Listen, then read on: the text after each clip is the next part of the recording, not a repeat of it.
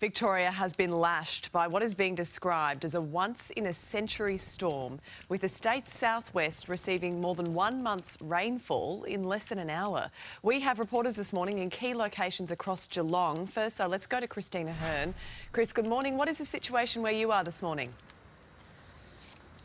Well, Sylvia, this was a ferocious storm. Just to give you an idea of the intensity, this is obviously trees down just outside people's homes, in many cases hitting people's homes. Many scenes like this across Geelong, including water damage, of course. We have taken a good drive around the city this morning. Thankfully, most of the water has receded, but it has left behind a muddy mess that people will be cleaning up this morning. To give you an idea of the intensity, Avalon was hit with 72 millimetres of water. Now, that is double its monthly average. A big clean up there, of course, across the city as well. The SES tells me that they received 480 calls for help, but that was 28 rescues. 9 of those were for people trapped in cars, simply caught off guard by the water that was gushing through this extraordinary vision that we're showing, where cars simply floated away down main streets of Geelong. A 19-year-old woman also had to be rescued after her car hit a tree. As for injuries, there is a report of a man who was struck by lightning. He was taken to hospital with burns to his elbow. But remarkably, when we do see this vision and see this extraordinary flash flooding, at this stage, that appears to be the only injury as a result of this freak storm. But let's have a listen to what one resident had to tell us. All of a sudden it was like hell broke loose. There was just rain going sideways. Yeah, it was just intense. Had to hold their balcony doors upstairs because they were rattling and there was water coming in all around them.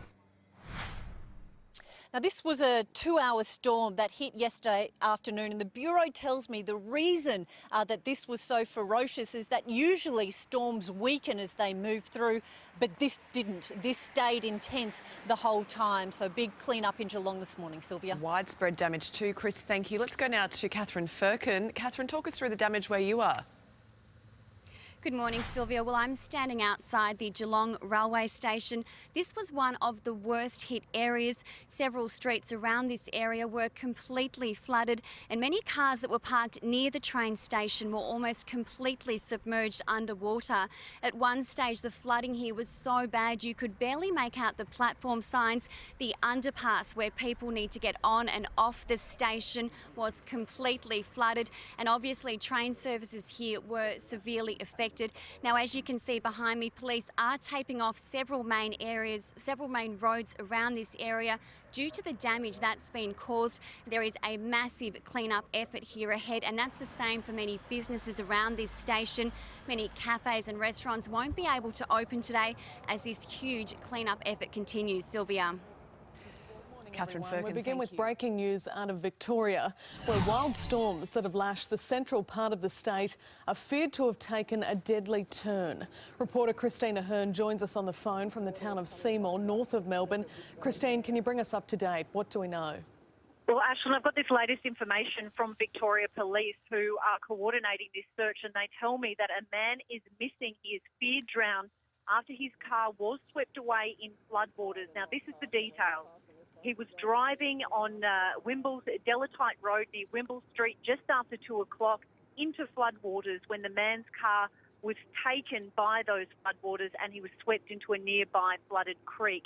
Now, the SES was nearby. Seymour was lashed by severe thunderstorms last night. They received 40 millimetres in just 5 hours. So a member of the SES tied a rope around his waist and desperately tried to reach the car. Police tell me he did make contact with the car and tried to reach the motorist. However, the car filled with water and was quickly submerged. Local police are on the scene together with the SES and also Police Air Wing. As I mentioned, Victoria Police Search and Rescue Squad are on the way, and they will be coordinating this search for the man who is missing in these floodwaters, feared drowned. Ashlyn. Christina Hearn will keep up to date. The storm has lashed Melbourne, leaving the city without power and causing a ship to break free from its moorings in Port Melbourne.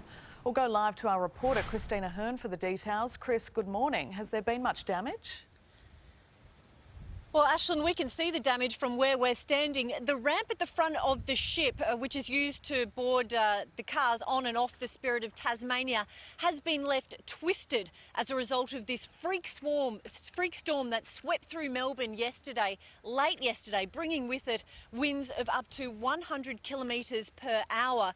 Now, I am told that divers did go around the ship yesterday. They haven't found any damage to the pier. At the moment, the significant damage is just to that ramp. However, there will be engineers and also investigators here this morning. As you can see, obviously the Spirit of Tasmania did not depart for Devonport as scheduled last night, and hundreds of passengers have been left stranded in their cabins overnight. It's not clear what kind of plans they will make this morning. We're waiting to hear from Spirit of Tasmania. It was dramatic scenes here late yesterday. As this ship broke its moorings, it started to drift towards the beach, coming as close as 80 metres as beachgoers were quickly evacuated. But let's have a look at the moment that the Spirit of Tasmania broke its moorings. Bang, and this explosion. It sounded like an explosion going off in front of us. It was unbelievable, and there was all paper and stuff flying up, and we didn't know what was happening, so people were running everywhere. Now, the damage wasn't just restricted here to Port Melbourne. This freak storm did cause quite a bit of havoc across Melbourne. The SES receiving 236 calls for help. That included scaffolding, which actually fell on power lines in Carlton North, and a lot of trees down around the city as a result of this freak storm that hit Melbourne late yesterday. Amazing pictures there, Christine. Thank you.